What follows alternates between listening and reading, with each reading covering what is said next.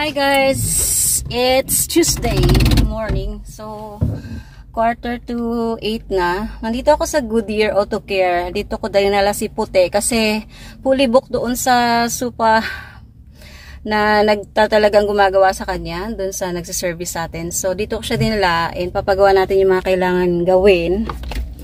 Oh, forgot the paper. Kalimutan ko yung papel.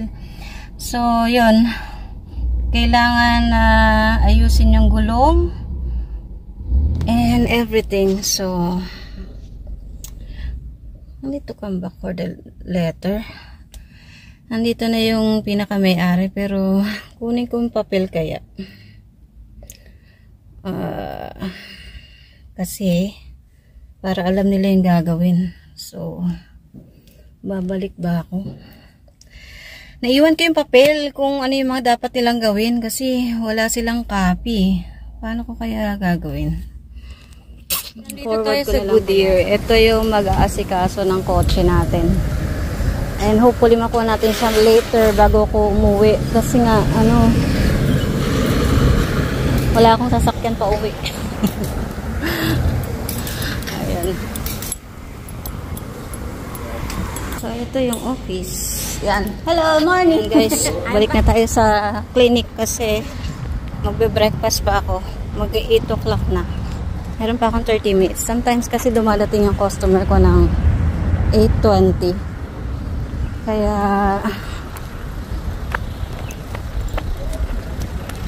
ayun.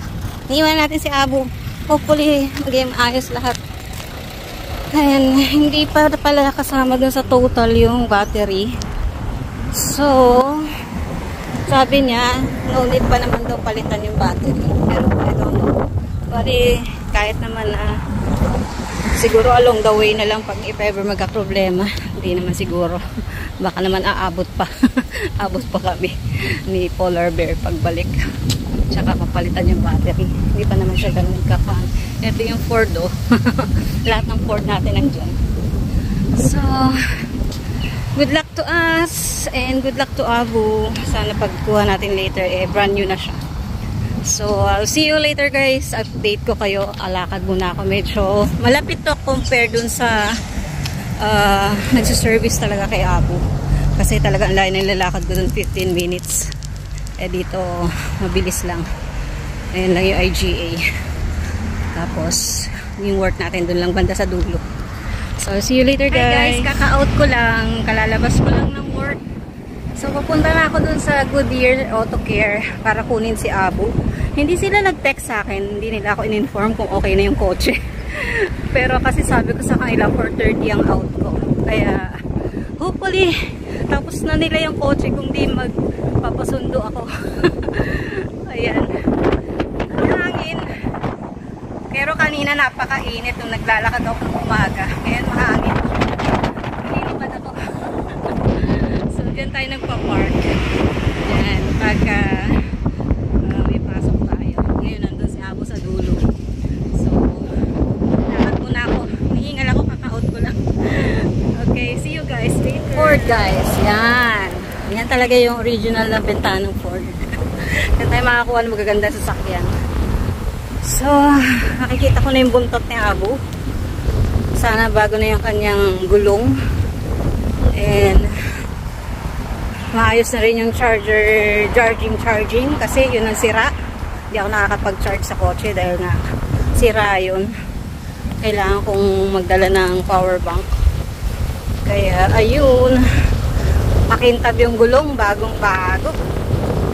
Her car ready. Ito na, nag-message siya sa akin. Ito na nga ako. Maglalakad na. Papunta na sa kanila. 4:30 na kasi. Ay ano na. Passport. Ano na. 4:30. Ang ganda. Ready na daw ang kotse. Na si Abu guys. Taran! Diba?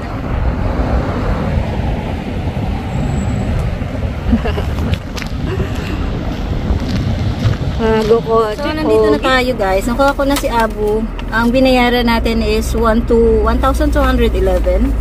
So, ang ginawa sa kanya, pinalitan yung 3 gulong, Tapos yun nga, yung spark plug. Tapos yung shock absorber.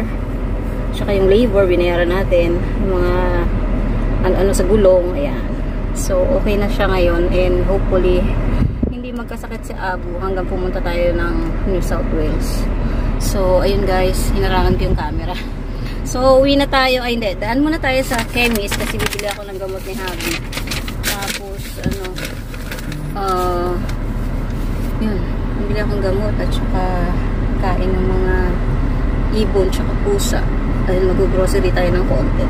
So, I'll see you again later. If ever parating kayo sa bahay ng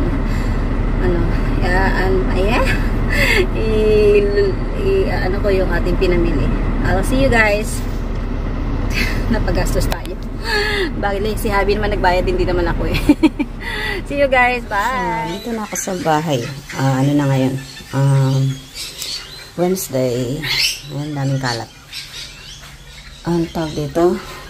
So, after kong makuha si Abu yesterday, ayun, nagpunta ako ng chemist. Kumuha tayo ng mga gamot. Tapos, lumiretso ako ng IGA. Bumili ako ng konting pagkain ng ibon tsaka ng pagkain ni Lucky. So, ayan na yung aking patatas. Madami na sila. Malapit na silang ilipat sa malaking sako. So, empty pa yung kainan ng ibon. So, ayun nga, okay na si Abu. So, pwede na siyang ibiyahe. Ang tangi hindi lang namin napalitan is the battery. So, sabi naman nung mechanic, okay pa daw yun. So, yan. So, bago na lahat yung ating gulong. Ayun na yung gulong natin. Ito yung luma. Ang pinalitan niya is ito. Ayan. Tapos yung dito sa dalawang side na to. Yan yung kanyang pinalitan. Ayan. So, lahat yan Goodyear. Ayan. Sasabi ko, paano yung hangin yan? Sabi niya, dalhin mo lang yan dito every 2 months. Okay na yan, sabi niya. Tapos yung sa loob niya, yun, mga inayos na rin niya. Kaya ito lang ang tanging problema natin kay Abu. Pero okay na yun kasi yan yung birthmark niya. So, ayun lang guys. Salamat sa pag-watch. And sana nandyan pa din kayo habang meron tayong ina-upload na video. Ang ganda ng araw. Hanggang sa muli guys. Thank you Jaylonias. I love you all. Shout out sa lahat-lahat na sumusuporta sa akin. Love you guys. Bye.